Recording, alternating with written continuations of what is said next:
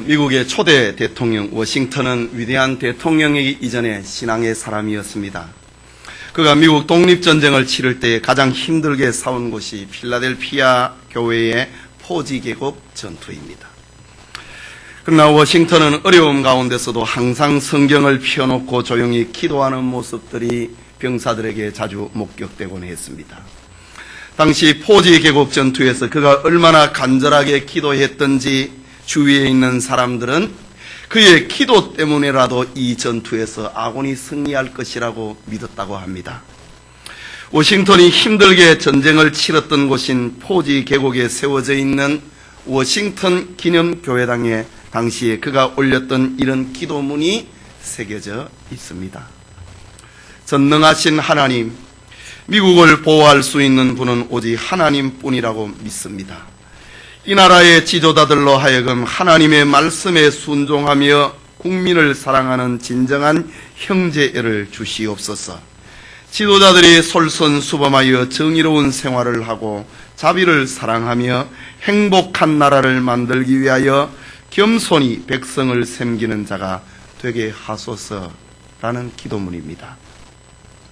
워싱턴의 비서였던 로버트 루이스는 대통령의 일과는 새벽 4시에 서재에 들어가서 성경이 있는 작은 탁자에 무릎을 꿇고 기도하는 것으로 그의 일과가 시작이 되었다라고 그의 회고록에 기록합니다. 정치의 표준을 철저히 성경에 두었던 워싱턴은 유명한 명언을 몇 가지 남기고 있는데 그 하나가 하나님과 성경 없이 이 세상을 올바르게 통치한다고 하는 것은 불가능한 일이다 라는 것이고, 다른 하나는 항상 전쟁에 대비하고 있는 것이 가장 효과적인 평화 유지의 수단이라고 하는 말입니다. 이 아침에 예배드리는 성도님, 우리가 살고 있는 이 나라에도 하나님의 말씀에 순종하며 국민을 사랑하는 대통령이 계시면 얼마나 좋겠습니까? 행복한 나라를 만들기 위하여서 백성을 섬기는 위종자가 있는 나라가 되기를 진심으로 소원합니다. 오늘 성경에서 영감의 사도 바울은 디모데에게 교회를 어떻게 섬겨야 하는가에 대한 여러 가지 목회적인 교훈을 들려주고 있습니다.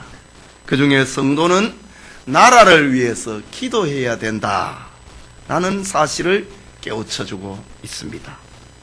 정전 6.25 정전 60주년 맞이하는 주일 아침에 나라를 위한 기도, 시사성이 있는 하나님의 말씀 받기를 원합니다. 나라를 위한 기도, 그것은 첫째로 교회는 나라를 위해서 기도해야 될 의무가 있습니다. 본문 1절에 그러므로 내가 첫째로 권하노니 모든 사람을 위하여 간구와 기도와 도고와 감사를 하되 임금들과 높은 지위에 있는 모든 사람을 위하여 하라 라고 합니다. 그리스도인의 기도는 일반적으로 4가지 형태로 구분할 수 있습니다. 오늘 본문에 있는 말씀은 성경 가운데서도 기도의 종류에 대해서 가장 구체적으로 밝히고 있는 말입니다. 그 기도의 종류가 어떤 것이 있는가? 간구, 기도, 도고, 감사, 4종류의 기도가 있습니다. 간구라고 하는 말은 헬라말로 데시스라고 하는 말인데, 이것은 긴박한 상황에 놓여 있는 개인이나 회중이 하나님께 호소하는 것을 말합니다. 이것은 특별한 사건을 위한 예언이요 탄원입니다. 예수님께서 공생의 사역을 행하실 때에 예수님에게 찾아와서 다윗의 자손 예수여 나를 불쌍히 여기소서, 이건 탄원입니다. 간구입니다. 대시스입니다. 내 딸의 병을 고쳐주십시오. 내 종을 고쳐주십시오 라고 하는 부모의 기도, 자식을 향한 부모의 기도, 그것은 간구입니다. 호소입니다. 탄원입니다. 그리고 두 번째 기도 종류가 나오는데 기도입니다. 헬라말로 프로슈케라고 하는 말인데, 이 말은 성도가 하나님으로 더불어 교제하면서 기도하는 모든 형태의 기도들입니다. 우리가 일반적으로 하나님 앞에 조용하게 기도를 하는 그런 때가 있지 않습니까? 그리고 때로는 탄원의 기도를 할 때가 있으면 호소하는 기도를 할 때가 있습니다. 두 번째 등장하고 있는 기도의 종류, 프로슈케라고 하는 기도라고 하는 말은 일반적인 기도입니다. 그리고 세 번째 기도의 형태가 나오는데 이건 도고입니다. 헬라말로 엔듀시스라고 하는 말인데 이 말은 타인을 위해서 기도하는 겁니다. 다른 사람을 위해서 기도합니다. 지금 병석에 있는 내 친구를 위해서, 우리 교우를 위해서 내가 기도한다. 그건 중보기도가 아니고 도고의 기도입니다. 중보기도라고 하는 말은 하나님과 나 사이에 들어가 있는 겁니다. 하나님과 나 사이에 설 수 있는 사람은 예수님밖에 없어요. 그래서 중보자는 한 분밖에 없다고 5절에 말을 합니다. 감히 누가 하나님과 나 사이에 설 수 있습니까? 그러면 우리가 이웃을 위해서, 친구를 위해서, 내 아이와 딸을 위해서 기도하는 것, 그 기도는 뭐냐? 그거는 중보기도가 아니고 도고기도입니다. 헬라말로 엔듀시스라고 하는 말입니다. 그런데 이제 우리 한국 교회 안에 그러나 중보기도가 막 보편화되어 버렸습니다. 그러나 자세하게 그 어원적으로 단어적으로 살피면은 중보기도는 우리가 쓰는 단어가 아니고 주님이 하시는 기도입니다. 우리가 쓰는 단어는 엔듀시스, 도고의 기도, 타인을 위한 기도. 엔듀시스는 사람과 하나님 사이에 있는 게 아니고 하나님과 사람, 기도의 대상, 그 옆에서 기도하는 거죠. 그리고 우리의 기도는 엔듀시스입니다. 도고의 기도, 중보기도가 아니고 엔듀시스, 타인을 위해서 옆에서 기도하는 겁니다. 자, 기도의 종류 가운데 도고의 기도가 있다. 그리고 다른 하나의 기도는 감사입니다. 감사는 하나님을 향한 기도입니다. 하나님의 은혜를 생각을 하면서 감사드리는 기도들. 그러니까 기도는 이렇게 네 종류가 있는 것입니다. 오늘 본문에서 바울은 이런 다양한 기도의 범위를 모든 사람을 위하여 모든 사람이라고 합니다. 디모데전서 2장 1절 그리고 2절, 4절, 6절에는 모든 사람이라고 하는 말을 4번이나 반복하고 있습니다. 모든 사람을 위한 기도 중에 2절에 첫 번째로 임금들과 높은 지위에 있는 모든 사람을 위하여 하라 라고 합니다. 여기에 임금들과 높은 지위에 있는 사람들이라고 하는 것은 오늘의 표현으로 하자면은 나라를 위하여서 일하고 있는 대통령, 그리고 국회의원들, 장관들, 그리고 여러 위정자들을 두고 하는 말입니다. 나라를 위해서 기도해라 라는 말입니다. 오늘 디모데전서가 기록이 될 당시에는 그리스도인들은 네로의 박해가 한창 격심해지고 있었습니다. 네로의 욕망과 그리스도인에 대한 핍박은 수많은 순교자들을 낳게 만들었습니다. 성도들이 믿음으로 살기는 점점 힘들어지는 시대를 맞이하게 되었습니다. 이때에 바울은 나라의 통치자들을 위하여서 기도할 것을 교훈하고 있습니다. 교회가 이 세상 왕국을 통치하는 권세를 가진 자를 위해서 기도하는 것은 교회의 마땅한 의무다 라는 말입니다. 심지어 바울은 교회를 핍박하는 자들이라도 바울 당시에 이 편지를 듣고 있는 당시에 나라의 위정자는 네로입니다. 그리고 네로의 하수인들이 얼마나 로마 제국 전역에 흩어져 있습니까? 저들을 위해서 어떤 기도를 할 것인가? 저들을 위한 기도는 저들이 하나님을 두려워하고 백성을 사랑하도록 기도하는 것입니다. 기도하는 예배드리는 성도님, 우리는 개인이나 자녀들이 형통하고 잘 되면은 하나님 앞에 감사의 기도를 합니다. 그리고 어렵고 고통스러운 일을 만나게 되면은 문제가 해결되기를 위하고 길을 열어달라고 하나님 앞에 호소의 기도를 합니다. 이것처럼 나라를 위한 기도도 마찬가지입니다. 나라를 생각을 할 때 마음이 편안하고 형통하면은 하나님 앞에 감사의 기도를 하는 겁니다. 그러나 나라가 불안하고 답답하면은 나라를 염려하고 하나님의 도우심을 구하는 기도를 해야 된다는 말입니다. 마치 우리의 사업장을 위해서, 우리의 자녀들을 위하여서 때로는 감사의 기도, 때로는 도고의 기도, 때로는 탄원의 기도, 이런 기도가 필요한 것처럼 나라를 위해서도 이런 기도가 필요하다라는 말입니다. 나라를 위해 기도하는 것은 그 땅에서 살아가고 있는 성도의 마땅한 자세요, 마땅한 의무입니다. 둘째로, 교회는 우리의 세기에 일어난, 우리가 살고 있는 이 세기에 일어난 비극의 세계사를 기억을 하고 기도해야 됩니다. 20세기에 일어난 비극의 역사는 그 무엇보다도 무신론을 주장하는 공산주의입니다. 공산주의는 철저하게 하나님 없다, 무신론입니다. 그래서 공산주의의 다른 표현을 유물론이라고 하지 않습니까? 물질이 신이다 이거죠. 빵이 신이다 이거죠. 빵을 누가 주느냐? 응? 내가 준다 이거죠. 빵이 신이다 이 말입니다. 그래서 역사상 국가의 공산화는 하나님 신앙을 가진 기독교를 핍박하는 것이 필연적인 절차로 20세기에 나타났습니다.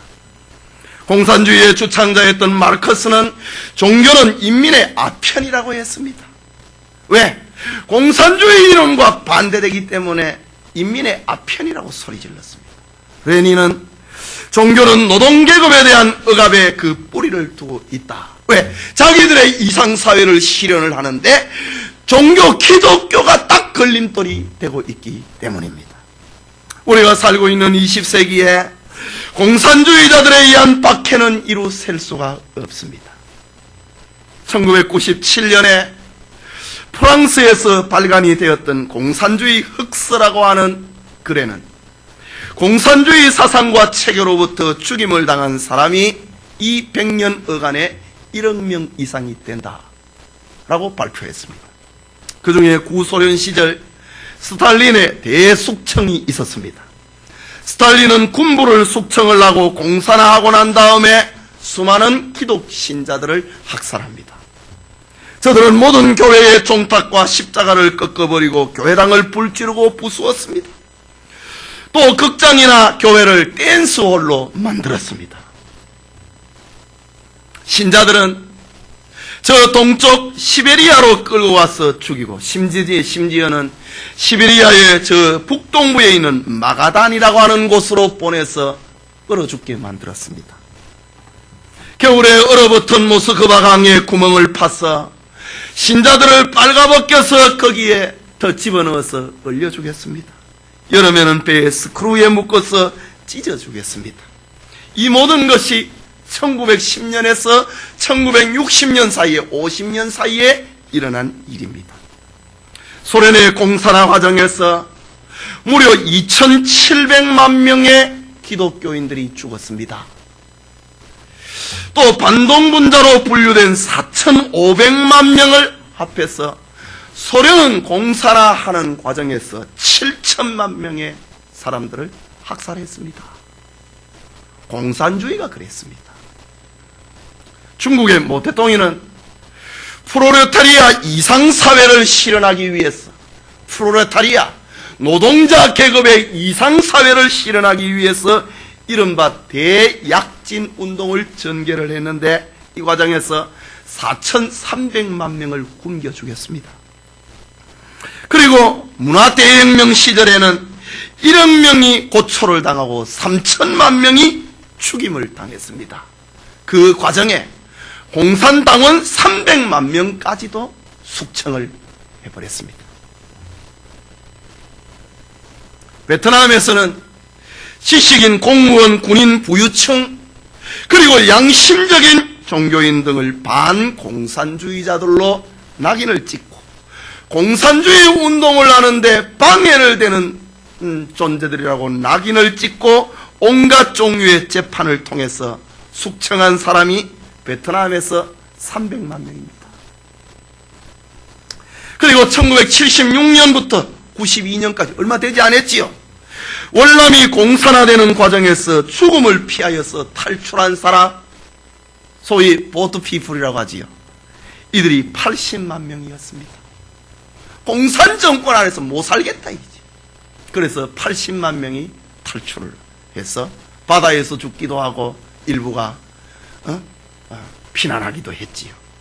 그 외에 공산권에 속했던 캄보디아, 폴란드, 헝가리, 불가리아, 루마니아, 체코, 외몽고, 동독 등의 나라들이 공산주의 국가들이 실현이 되는 과정에서 이어진 처절한 죽음의 행진은 역사 속에 덮어놓은 비밀이 되어버리고 말았습니다. 열면은 1억 명 이상이 죽었다. 바로 우리가 살았던 세기입니다. 만근 200년 이 어간입니다. 이런 일들이 벌어졌다. 기억해야 된다는 말입니다. 셋째로 교회는 이 땅의 공산주의자들의 만행을 용서하되 있지는 말아야 됩니다. 우리는 세계사에서 일어나는 공산주의 운동을 우리가 무슨 용서할 수 있는 그런 위치에 있지 않습니다. 그러나 우리는 우리의 민족 가운데 이 땅에서 일어난 일에 대해서 우리는 그리스도인으로 용서해야 됩니다. 그러나 잊어서는 안 됩니다. 우리 민족은 일본의 침략으로 36년간 만국의 한을 당한 역사가 있었습니다. 그러나 1945년 8월 15일에 하나님은 이 땅에 해방의 은총을 허락했습니다. 그리고 신앙의 자유를 찾았습니다. 하지만 우리 민족은 다시 남북으로 분단이 되는 비극을 겪어야만 했습니다. 그리고 해방이 된 지 불과 5년 만에 이 땅에 6.25 동란이 일어났습니다.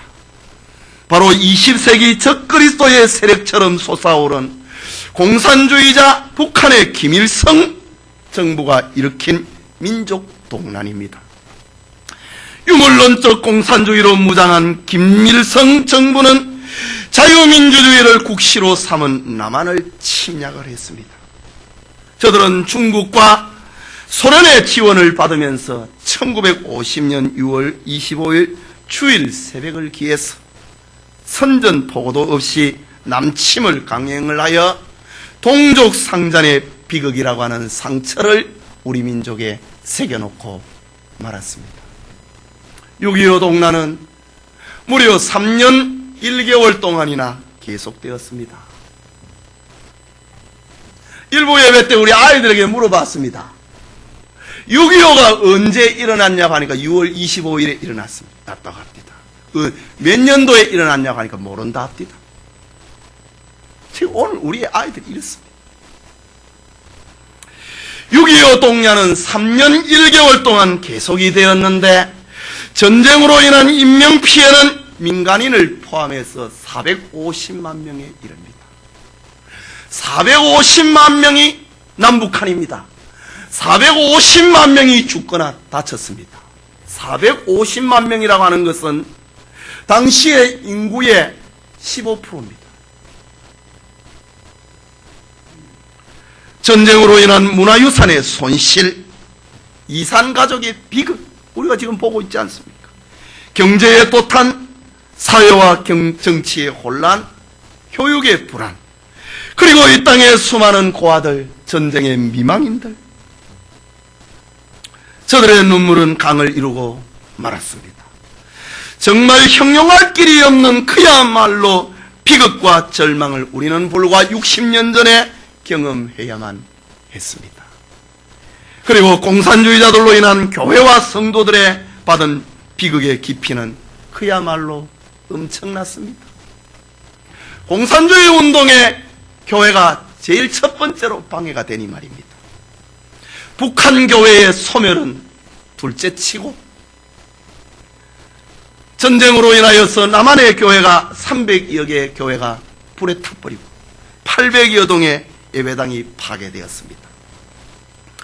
공산당에 저항을 하던 목사들은 순교의 피를 흘려야만 됐고 여순 반란 사건 때에 두 아들을 죽인 그 동인이 동신이의 친구를 재선이를 양아들로 삼았던 손양원 목사까지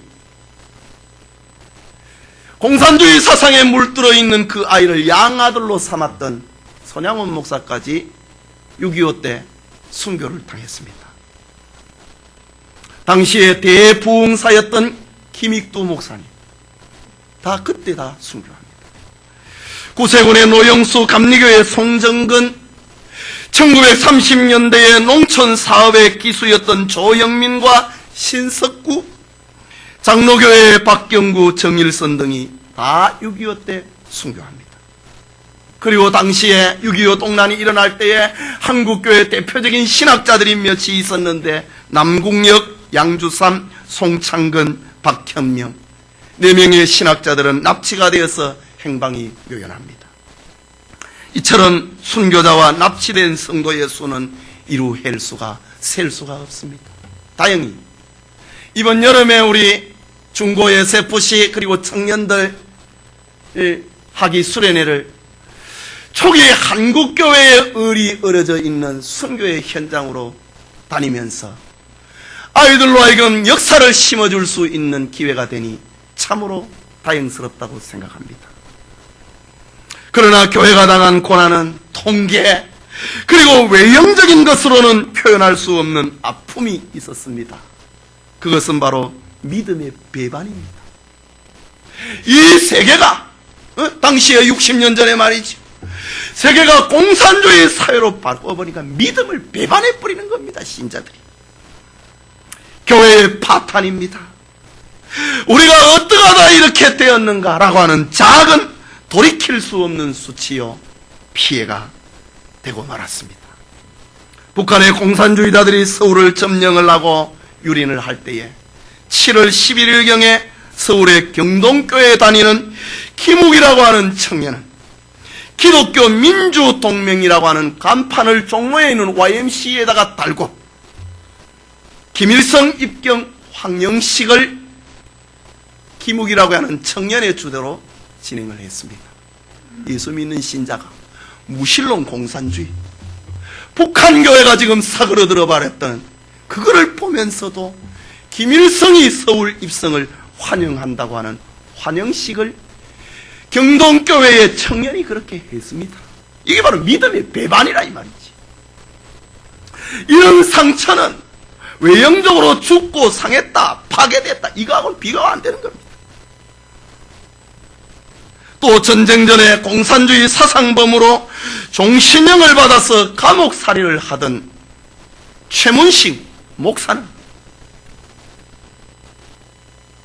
공산세계가 되니까 석방이 됩니다. 그리고 그가 주동을 하여서 숨어있는 목사들을 색출해냅니다. 그리고 권리대회에 기독교 대표들을 동원을 시키는데 최문식 목사가 앞장섭니다. 뿐만 아니라 남북통일 호소문을 세계에 발송을 한다는 하면서 거기에다 서명을 하면서 생명을 위협을 했습니다. 이거 다 교회가 갖는 6.25 동란으로 겪게 되는 교회의 믿음의 배반의 행위입니다. 그러나 남한 전체가 불과 3개월 만에 공산주의 침략자들의 발 아래 들어갔을 때 하나님은 메가더 장군을 통해서 인천 상륙작전을 감행을 함으로 우리에게 다시 살 길을 열어 주었습니다. 그러나 중공군의 개입과 인의 전술에 막혀서 현재의 휴전 상태에 이른 지 지금 반세기를 지나고 있습니다. 비록 시간이 흘렀지만은 우리는 공산주의자들의 만행을 잊어서는 안 됩니다. 저들은 우리가 용서를 하되 잊어서는 안 됩니다. 우리는 그리스도인이기 때문에 원수를 용서해야 됩니다. 그러나 공산주의자들의 만행을 잊어버려서는 안 됩니다. 역사를 잊어버리는 사람은 역사를 반복하게 되는 것이 인류 역사가 우리에게 보여주고 있는 증거입니다. 그렇다면 잊어버리지 않는다 이 말이 무슨 말인가? 지금 우리나라에서 벌어지고 있는 종류를 셀 수 없는 갈등, 이질적인 데모, 괴문서, 각계각처에서 벌어지고 있는 친부 활동 등을 보면은 북한의 공산주의 운동은 하나도 변하지 아니했는데 남한은 소위 민주주의라고 하는 우산 아래서 다 변해버렸습니다.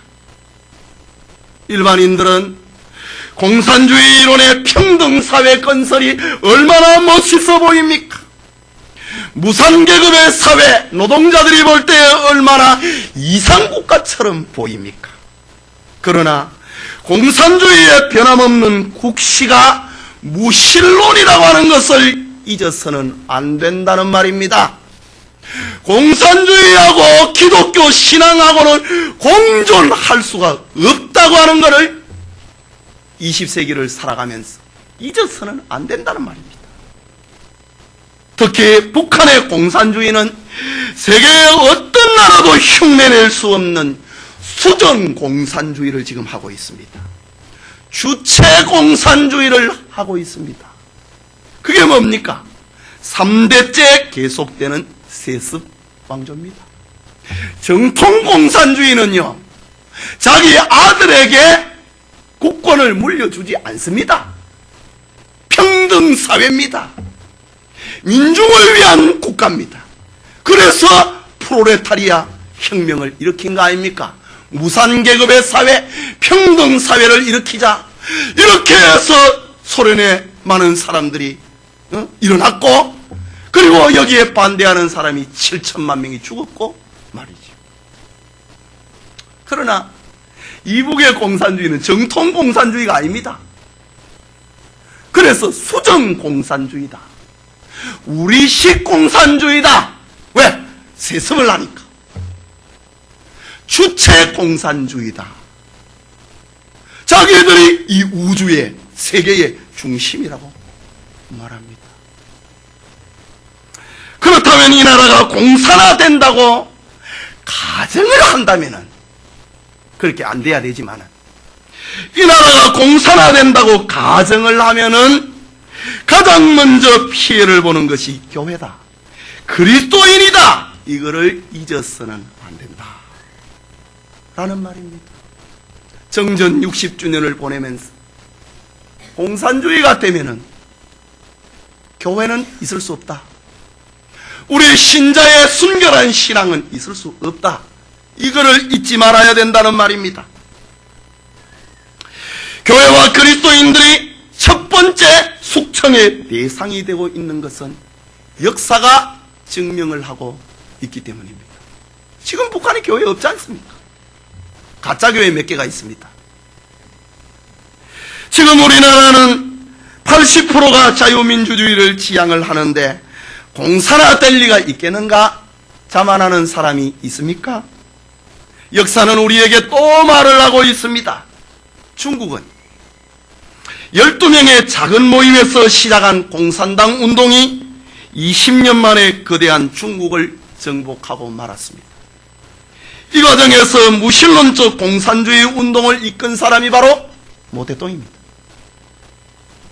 베트남은 시종일관 반미 데모, 반전 데모를 주도를 했던 간첩과 시민 종교단체들이 조직적인 선전과 선동의 결과로 미군은 결국 철수를 했습니다. 그리고 베트남은 공산화되고 말았습니다. 그 결과 지금도 선교사들이 복음을 전하고 자유롭게 활동하지 못하는 나라가 되고 만 것입니다. 베트남에 선교사 못 들어갑니다. 들어간 사람은 다 지하교회, 자기 신분을 숨깁니다. 유학생으로, 사업가로, 사업회사의 직원으로 숨기면서 들어갑니다. 베트남 패망 당시에 공산당원이 9,500명밖에 안 됐습니다. 그리고 시민혁명당원이 4만 명이었습니다. 그렇다면 공산주의 사상에 물든 사람은 5만 명밖에 안 됐습니다. 당시 전체 인구의 0,5%입니다. 이것밖에 안 되는 공산주의자들로 인하여서 전체 베트남이 공산화되고 말았습니다. 불과 5만 명의 공산주의자들이 소위 민족주의자, 평화주의자, 인도주의라도 자들로 위장을 한 채 시민단체, 종교단체는 물론 대통령 비서실장, 장관, 도지사, 권력의 핵심부를 장악을 해버렸습니다. 월남은 경제와 군사력에 있어서 월명보다 훨씬 앞질렀습니다. 당시에 월남은 미군의 영향을 받고 있었던 민주주의, 월명은 중국과 소련의 영향을 받고 있었던 공산주의입니다. 월남은 경제와 군사력에 있어서 월명보다 훨씬 앞질러 있었습니다. 그렇지만은 사회 곳곳에 침투한 간첩들의 활동과 100여 개가 넘는 시민단체들의 자경활동에 의해서 월남의 티우 정권은 몰락을 하고 말았습니다. 여기에 교회도 예외가 아니었습니다. 무신론적인 공산주의의 앞잡이가 되어버렸던 목사들, 교회가 또 얼마나 앞장섰는지 모릅니다. 오늘 우리의 사회를 봅니다. 이 땅에 공산주의자들을 찾기 위해서 애쓸 필요는 없습니다. 신문을 보면, 텔레비를 보면은, 인터넷을 연결을 하면은 자생한 공산주의자들, 그리고 친북 활동들이 이미 위험 수위를 넘고 있기 때문입니다. 뿐만 아니라 얼마나 많은 개인과 단체들이 북한의 공산주의 정권의 대변인 역할을 지금 하고 있습니까? 물론 우리의 사회에는 공산주의자들을 경계하는 정치인도 많고 사회 지도층의 사람들도 많이 있습니다. 하지만 이 땅에 공산주의 사상을 막는 마지막 보루가 어디인가? 공산주의 사상을 막는 마지막 보루는 하나님을 믿고 예수님을 구주로 믿는 그리스도인 교회라고 하는 사실을 잊어버리지 말아야 됩니다. 우리 그리스도인들에게는 그것은 신앙과 직결이 되고 있기 때문에, 우리의 생존과 직결이 되어 있기 때문에 그렇습니다. 노동자들은 어쩌면은, 가난한 사람은 어쩌면은 공산화가 되면은 더 좋은 세상이 올지 모릅니다. 옛날에 6.25 때 머슴을 살고 소장난단 사람들이 공산세계가 될 때 빨간 완장을 차고 주인들을 함부로 했던 것처럼 말입니다. 그러나 우리 그리스도인들에게 공산화, 이것은 우리의 생존과 직결합니다. 지금 이북에 교회가 없지 않습니까? 그렇다면 공산화, 이것은 우리의 교회도 없어집니다. 이런 설교를 못 듣습니다. 중국의 교회를 보십시오. 베트남의 교회를 보십시오. 없습니다. 그리고 핍박의 세계의 제1순위인 이북의 교회는 교회라고 하는 단어 자체를 없애버렸습니다. 달러를 받아들이는 봉수교회 몇몇 교회가 있습니다. 깨닫는 은혜가 있기를 바랍니다. 마지막으로 우리 교회가 나라를 위해서 기도해야 될 이유가 무엇인가? 성경은 우리에게 말을 합니다. 그것은 교회의 영적 유익을 위함이다. 본문 2절 말씀에 임금들과 높은 지위에 있는 모든 사람을 위하여 하라. 이는 우리가 모든 경건과 단정한 중에 고요하고 평안한 생활을 하려 함이라. 여기 모든 경건과 단정한 중에 이게 뭡니까? 이거 지금 우리가 주일날 예배 드리는 겁니다. 주일을 우리가 시간을 구별할 수 있는 겁니다. 네. 우리가 살고 있는 세계에 공산화가 되면은 이런 경건과 단정한 중에 이거 없습니다. 물론 우리가 믿음을 지키려고 하면은 이런 보이는 교회 건물에 못 모이고 집에서 찬송 부르고 기도하고 믿음을 지켜야 될 것입니다. 북한의 지하교회 신자들이 지금 그렇게 하고 있는 것처럼 말입니다. 그러나 이런 보이는 경건과 단정한 중에 고요하고 평안한 생활은 못합니다.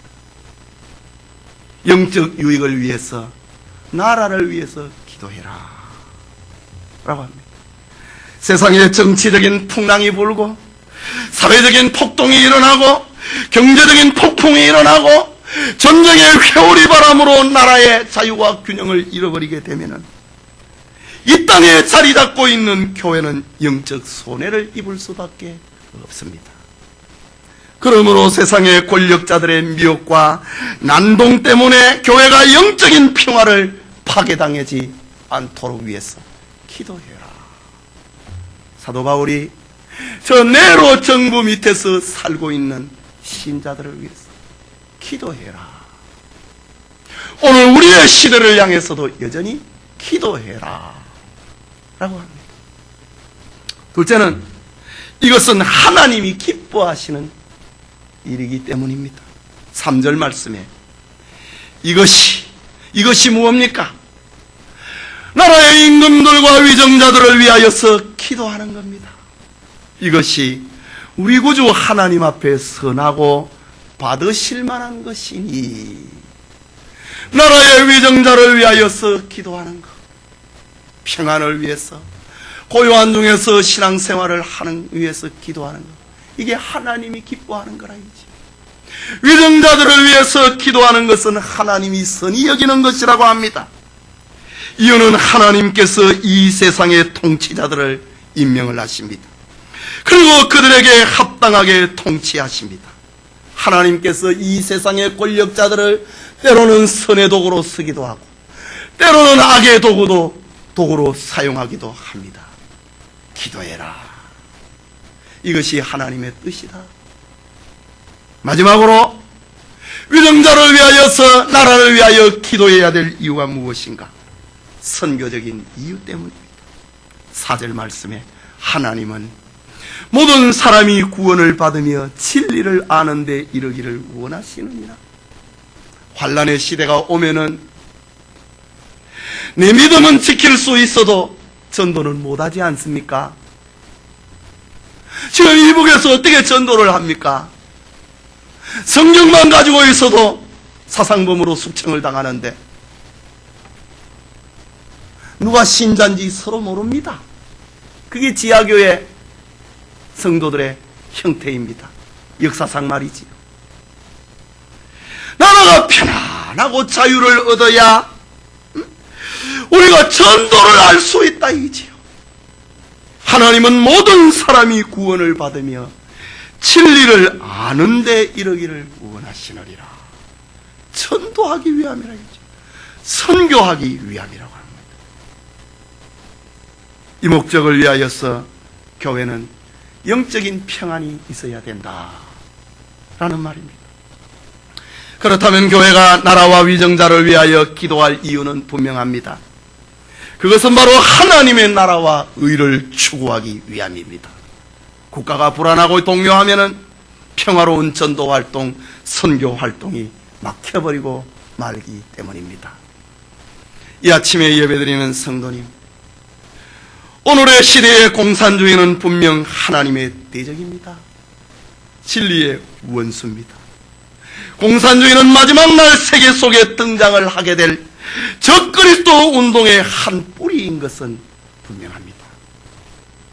6.25 정전 60주년을 맞이하는 6월에 교회는 마땅히 무신론적인 공산주의자들이 득세하지 못하도록 기도해야 된다는 말입니다.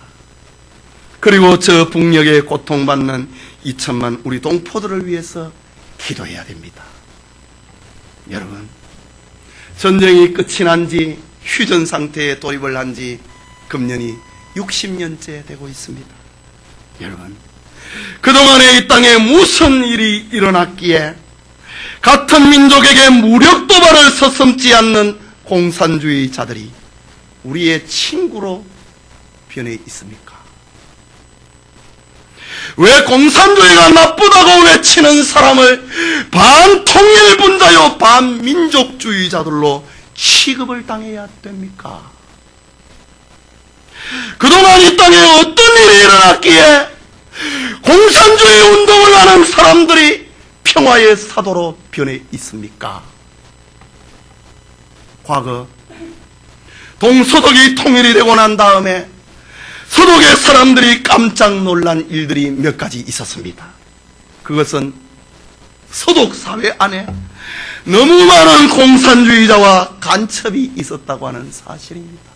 통일이 되니까 모든 비밀이 대외비가 오픈이 되어버리잖아요. 동독이 가지고 있었던 모든 비밀 다 열려버렸습니다. 요즘 인터넷에 가끔 뭐 이렇게 숨겨놓은 게 오픈이 되어버리듯이 말입니다. 서독의 사람들이 깜짝 놀랐습니다. 우리 서독에 독일이 동독이 서독의 흡수 통일이 됐지요. 서독이 통일을 하고 보니까 자기들이 살고 있는 동네에 공산주의자들이 간첩이 그렇게 많았다는 사실 앞에 놀랐습니다. 또 한 가지 놀라운 사건은 생각지도 않았던 사람이 동독의 고정 간첩이었다고 하는 사실입니다. 이것이 서독의 사람들이 자기 나라 안에서 놀란 일이었습니다. 우리는 결코 완전할 수 없고 불안한 세상에서 지금 살고 있습니다.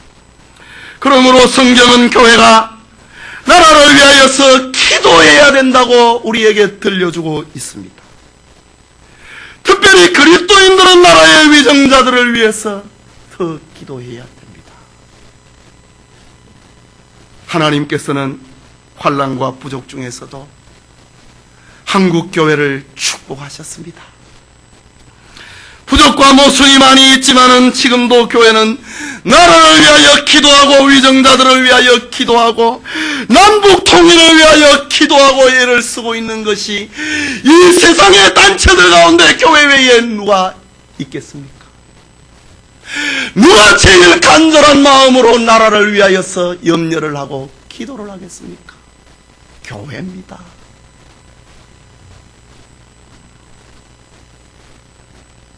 이 땅을 살아가고 있는 우리는 지난 반세기 동안에 정치적으로 보면은 나라가 망했어야 될 일들이 한두 번이 아니었습니다. 경제적으로 볼 때도, 사회적으로 볼 때에도, 군사적으로 볼 때도 금방 끝나버렸어야 될 일들이 우리나라에 얼마나 많이 있었는지 모릅니다. 그럼에도 이 나라는 지금 건재하고 있습니다. 우리나라는 망하는 것 같았지만은 흥했습니다. 무명한 나라 같았지만 유명한 나라가 지금 되었습니다. 없는 나라 같았지만은 부자 나라가 되었습니다. 안 되는 나라 같았지만은 잘 사는 나라가 되었습니다. 분명하고 이 확실한 이유는 한국과 한국 교회를 향한 하나님의 긍휼 때문입니다. 순교자의 피 위에 세워져 있는 조국의 교회를 하나님이 지금도 불쌍히 여기고 있다고 하는 사실입니다. 그리고 한국과 한국 교회가 받은 하나님이 주신 사명이 있기에 우리는 지금도 존재하고 있습니다. 교회는 하나님을 향한 뜨거운 신앙과 예배가 있습니다. 교회는 지금도 하나님을 향해 올리는 불타는 구령의 운동, 전도해야 되겠다고 하는 구령의 운동, 그리고 나라를 생각을 하는 구국의 기도가 있습니다. 교회는 세계의 영혼을 향하여서 하나님께 받은 선교의 비전이 교회마다 있습니다. 이 엄청난 이유 때문에 이 나라는 지금 존재하고 있다는 사실입니다. 이 커다란 하나님의 구속 역사의 경륜 때문에 우리의 조국 대한민국은 건재해야 합니다. 그러므로 우리 신자들은 나라를 위하여서 기도해야 된다. 정전 6.25 정전 60주년을 맞이하는 이 아침에 나라를 생각을 하고 나라를 위해 기도하는 성도들이 많아지기를 축원합니다.